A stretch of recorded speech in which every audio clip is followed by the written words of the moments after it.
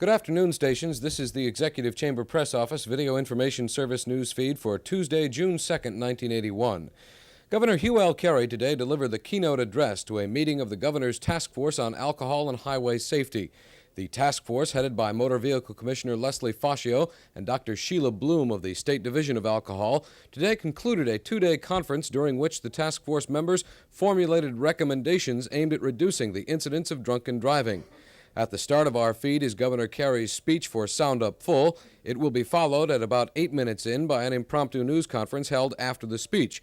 We apologize, stations, but an audio problem on our microphone cost us the first minute or so of that news conference. Third on the tape, at about 15 minutes in, are setup shots of the news conference and the audience listening to the speech. Finally, we will feed you generic shots of traffic for use in your story. Our feed begins momentarily, so please roll your tapes. Us today. For addressing us today.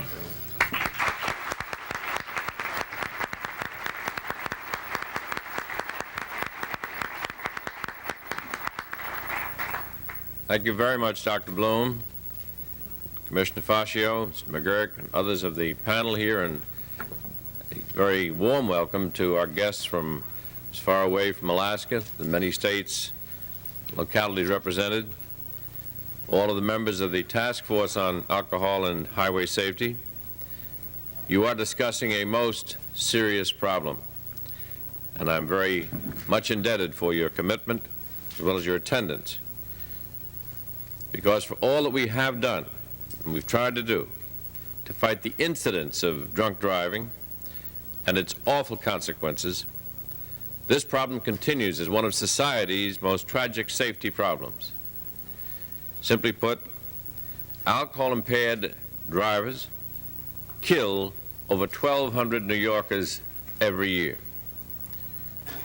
Alcohol-impaired drivers on our highways cost New Yorkers some $700 million per year.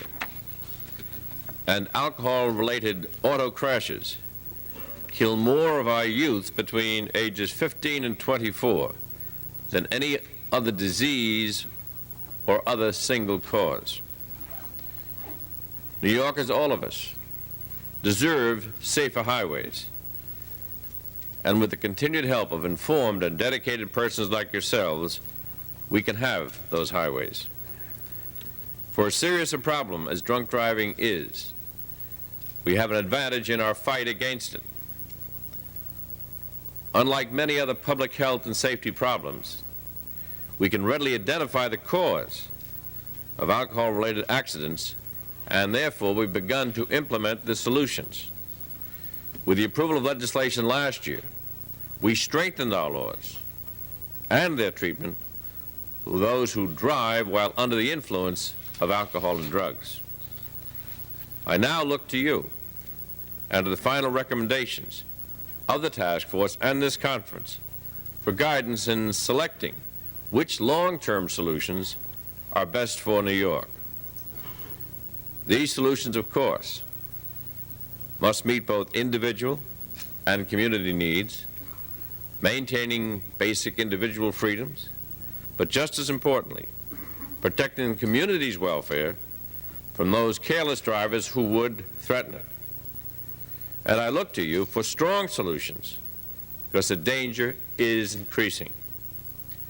Despite a reduction of more than 25% in other types of accidents, there's been a 12% increase in alcohol-related crashes. Finally, I will look to comprehensive proposals that are deep, well thought out, daring, if you will, which can form a coordinated attack on the problem of drunk driving. A program that ranges from classrooms to courtrooms and from police stations to television stations.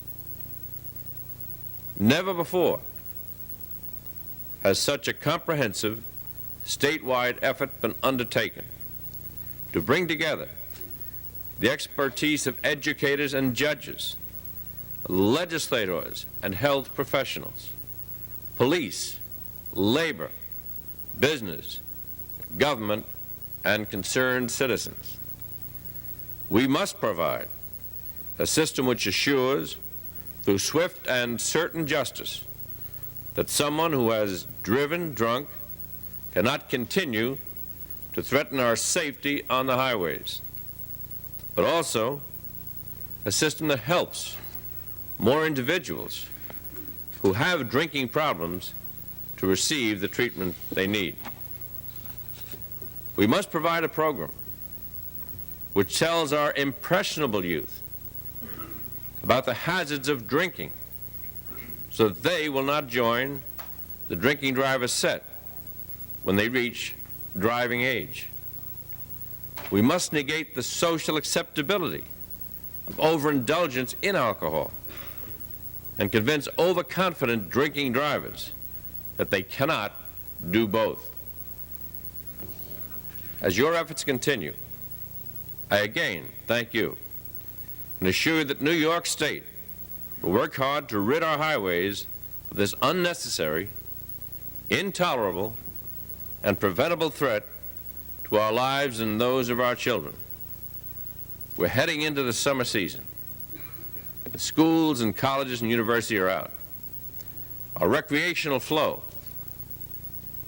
for the joyous and happy retreats we have in this state and around this country is now well underway. God will that everyone who uses our highways for recreation to reach a cherished destination will get there. And therefore, there could not be better timing for this conference to try and get the message out now that a safe and happy summer can be had here in our state. Need not be accompanied by the tragic countdown, the Memorial Day countdown, the July 4th countdown, the Labor Day countdown, which have almost become a matter of form to see if we're going to breach the record every year, the numbers that are killed and maimed, until again we realize that the Vietnam casualty rate has exceeded every year, more than 50,000 dead upon our highways in the country.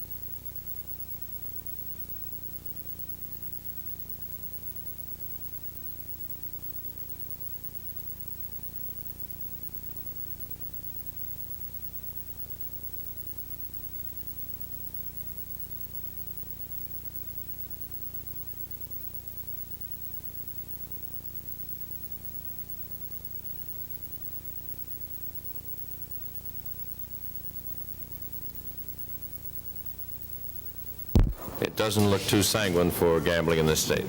Governor, it appears that your Executive Order 10.2 requiring financial disclosure for your top employees has not been enforced. Why is that? Because the court stepped in and told us it was not enforceable against the mass number to whom it was directed. And therefore, the revised order, which calls for a board, there not being a board in place, is a nugatory order. And I've gone over that matter with the council in recent days and past weeks, and we will have a revision shortly. Governor, will you sign the cult bill as you understand it is now composed? I will be conferring with council on that bill later today, and I cannot give you an answer yet. Governor, are you considering a change in your $5 billion capital construction plan for transit? We heard some talk today that you were. I have invoked a panel and comprised a panel to undertake a study of this, and not only the plan, the $5.6 billion need is clear. The capital needs of the programs across the state must be met. But it's one thing to get a capital program. The next thing is to be able to borrow on that program. So I've had conferences today with the chairman of the panel, Ken Axelson, conferred with legislative leaders. He's going around seeing legislative leaders. I'm appreciative of the way the panel has tackled this job. I'm appreciative of the way the legislature, too, is attempting to reach a solution. And I'm not withdrawing the capital bill. I'm trying to reinforce it.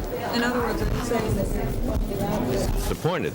The federal government has simply withdrawn from mass transit support in large measures as far as the future is concerned. We've got to make up that difference. It may be 13 to 25% of the cost of ridership. That's a heavy hold that they put upon us. Notwithstanding that, I had discussions yesterday with Mayor Koch as to what he and I may do together to make sure that whatever fare increases contemplated by Mr. Ravitch and his board can be contained. So we're moving on all fronts. The capital program is one of them. Governor, is there anything new in the investigation of the murder of prison guard Donna Payant? No, I won't comment on that until I get reports, which I do daily, but I have nothing which is fundamentally available yet for information. Governor, the stipulation that you might raise or propose that the drinking age be raised to 19, is that not part of any of your plans? I've discussed this with Commissioner Fashio. There are people who recommend it. There are those who say that it's not a solution. But this conference is working now, and I'm waiting to hear the recommendations. I'm told I'll have some of those recommendations before the day is out. You favor raising the age to 19? I'm not going to give a conclusion on that. I want to give a recommendation to the experts. Will you abide by the recommendations? I will evaluate the recommendations, and I've been watching the effect of the passage of a higher age in Jersey and one contemplated in Connecticut to see what it will do to our market. Those are things that Commissioner Fashio is looking at and will help me to reach the right conclusion. Raising the driving age to 19. It's pretty hard to get it up above 16 where it is now for the initial. I don't think the age of the driver has anything to do with it. It's the competence of the driver, the ability to negotiate an automobile when impaired. At any age, at any age. Governor, why have you promised a veto on the model bill on the basis that it hasn't been studied or that there should be more study when it's been studied in and out and to death for 10 years? I don't believe it's been studied in and out to death for 10 years because the technology of glassmaking and the utilization of cans as opposed to bottles and the concentration of brewing in this state is a rather new development. It's not 10 years old. Governor, what's the status of the task force that is looking at the bottle bill right now? And when do you expect to get a final report from them? Today. I hope to have the elements of that report today. Could that affect the statements you made? I don't believe I've made a decision. I've indicated that there are real concerns about the employment as it would be affected by a bottle bill. I think it's important for me to communicate to legislative leaders what I have in terms of at least a part of a report, and the total report will lean in that direction, I believe.